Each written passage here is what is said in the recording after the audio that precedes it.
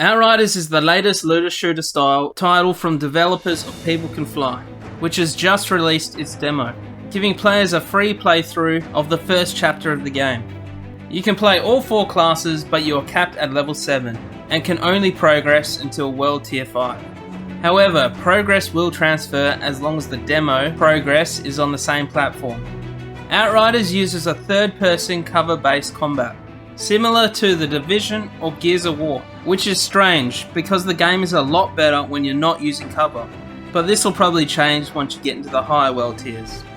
It has a similar loot system to Borderlands, with the vibe of Mad Max or a ghastly Avatar, and the UI feels exactly like Destiny's. I should say the movement doesn't feel that amazing, which you notice more when you're rolling out of the grenade spam.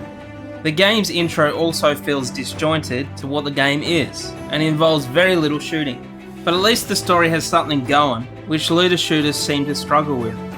Just a quick spoiler warning, I'll be going over the demo story and what I liked about it, so be warned. So what are Outriders, you may be asking? Well, Outriders are a group of merchants sent to help form a new civilization, with mankind fleeing their old dying Earth to find a new one. The problem is that the planet you find has some sort of weird energy storm that will either rip you apart or give you superpowers. People who survive the storm become altered.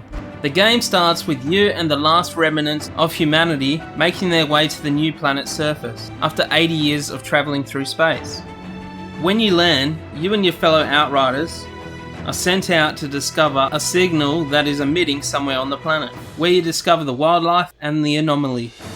As you're travelling the new world, you get your first close encounter with what seems to be the wolf of the food chain.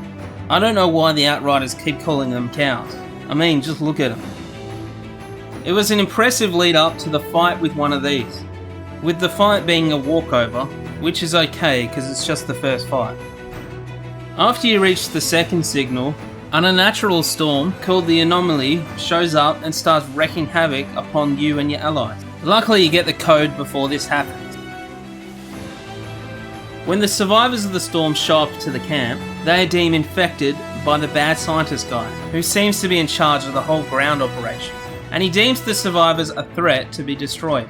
He kills your cowboy mate, so you chase him down and kill him. After that you get locked into a cryo-sleep chamber until they find a cure. You awaken 30 years later to a dangerous new world full of conflict and war, where you meet 2 strangers who then leave you for dead. When you leave the facilities, you run into a captain who is gonna kill you, but instead sends you off to no man's land to die because of the dangers of the approaching storm. You get loaded into a truck, and as you drive along, you pass a lot of dead people hanging or getting shot, and I mean a lot. You meet another prisoner also being sent out to die in no man's land, and he's trying to convince you to stick together. Until you guessed it, he dies. After you reach the gate of the front lines, you're thrown off the truck and left for dead in no man's land. No man's land is an area of land that no one owns or controls. This land is normally between 2 countries' borders, especially during war. As you're running through no man's land, away from the storm, you get hit by a pipe and die. That's it. Life as you know it ends. It's game over. Nah, not really. This is where the game begins. This is where you choose your class and become Altered. Altered are individuals who survive the anomaly. If you hadn't noticed already, every mission follows the same formula of introducing a bad guy that feels like it's gonna be the big bad guy of the game, then like everyone else around you, seems to die. I think it's meant to be a running gag at this point, and I'll show you every death so far in this game.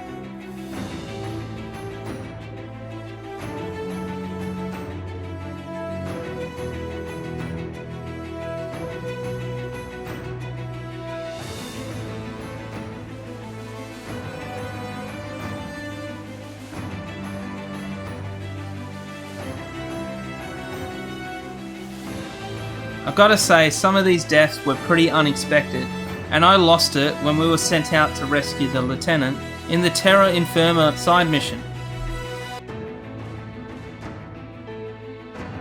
There are 4 playable classes available in Outriders. with each class having 8 skills in total. You start with 1 skill and unlock more as you level up, but you can only equip 3 skills at a time. Each class also has 3 subclasses you can spec out with a skill tree, which you are free to change at any time for no cost. Each class also comes with an unique way to heal up. Healing in Outriders is mainly accomplished by aggressively using your class ability. Each class can gain health in different ways that's aligned with their playstyle. Understanding how your class heals is important, just as knowing that hiding behind cover is not always going to work. The Technomancer is a long-range support specialist that has the best healing abilities of all 4 classes.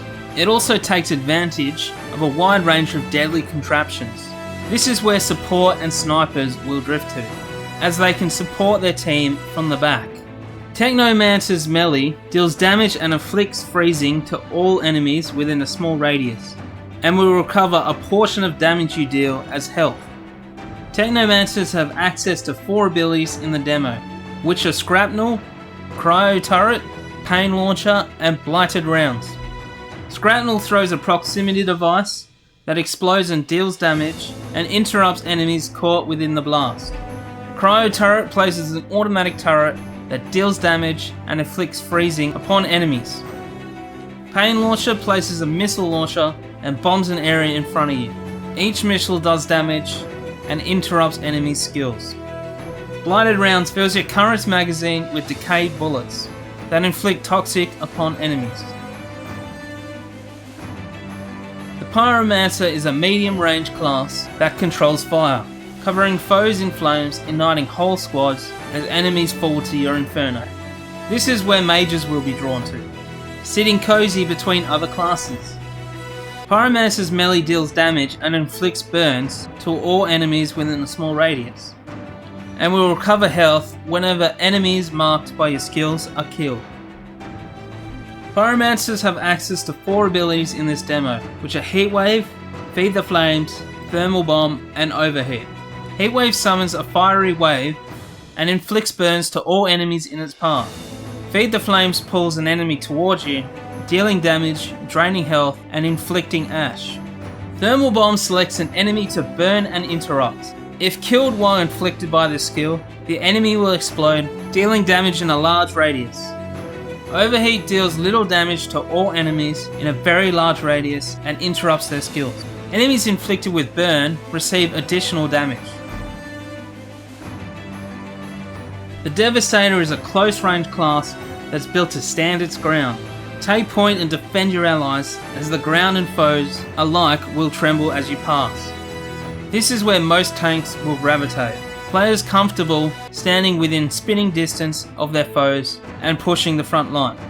Devastator's melee deals damage and inflicts bleeding to all enemies in a small radius, and will recover health from slain enemies that are too close. Devastators have access to 4 abilities in the demo, which are Earthquake, Golem, Gravity Leap, and Reflect Bullets. Earthquake releases a shockwave that deals damage and interrupts all enemies in front of you. Golem fortifies you, reducing 65% of incoming damage for 8 seconds. Gravity Leap leaps you into the air as you strike your targets from above, dealing damage and interrupting enemies in a small radius of where you land. Reflect Bullets creates a barrier that captures all enemy projectiles, which accumulates damage, and after 10 seconds, the damage is reflected back to all enemies in front of you. The Trickster is a close-range class that's fast and can easily move in on targets, bending the laws of time and space to appear out of nowhere, assassinating enemies, and returning safely in a blink of an eye. This is where rogues will be attracted, players who like to get up close and personal and get out just as quickly. Trickster's melee deals damage and inflicts slow to all enemies in a small radius, and each enemy killed in a close range heals you and grants you a portion of a shield. Tricksters have access to 4 abilities in the demo, which are Temporal Blade, Slow Trap, Hunt the Prey, and Twisted Rounds. Temporal Blade paralyzes and slices enemies in front of you, dealing crazy damage, inflicting slow, and interrupts all targets. Slow Trap creates a space-time anomaly that inflicts slow onto enemies and projectiles for 10 seconds. Hunt the Prey selects an enemy and teleports behind him, which gives you a shield bonus. Twisted rounds fill up your weapons magazine with anomaly bullets that deal significantly more damage to enemies. As we all know, bosses are generally the toughest enemies that most games have to offer.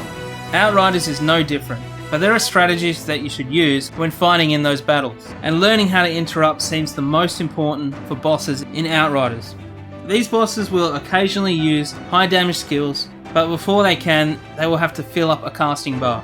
When an orange casting bar appears above the enemy's head, that's your chance to strike them with an interrupt ability. Each of the 4 classes have abilities that can be used to interrupt Outrider bosses. However, it's important to note that certain skills can't be interrupted. When a boss is surrounded by a blue aura, this means that none of your abilities can interrupt them for a short period of time. Instead of a traditional difficulty system, Outriders feature world tiers, and enemies will get tougher as you go higher in the world tiers. Players can get up to level 7 and world tier 5, which will allow gear to start dropping at level 9. So once you're there, you could get more loot by replaying side missions or starting the demo again. It also might be a good idea to check out other classes, as I was quite surprised by the Trickster, as I've never really been into close range weak characters, but the Trickster is way overpowered. It used to be the normal way to finding legendary gear, by finding them in chests after completing missions. But after the update, your best shot at claiming legendary weapons is to farm captains over and over, but it's still not the worst idea to farming chests if you're looking for blues or want to hit the resource cap. If you want to pull this off, make sure to return to the lobby after each run and select the mission, Confront the Altar at the Tower, which is the 3rd one down, and make sure to hit yes to overriding your save file. This will reset the chests, and when you load in, you can just follow the path on screen. Each run takes about 90 seconds to get all 5 chests.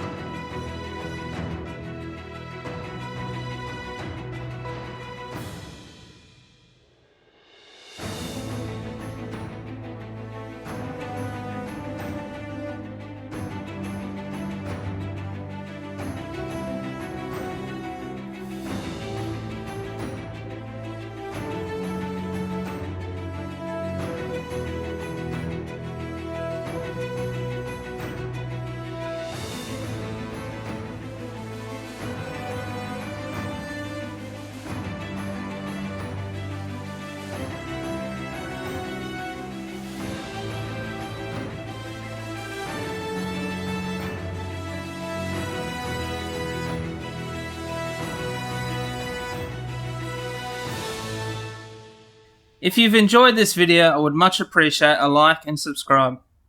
Thanks all, I'm going to jump back in and test my luck on those legendaries.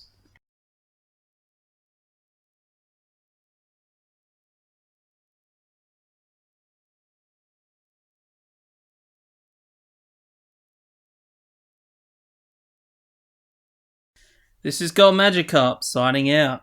Blip blip blip.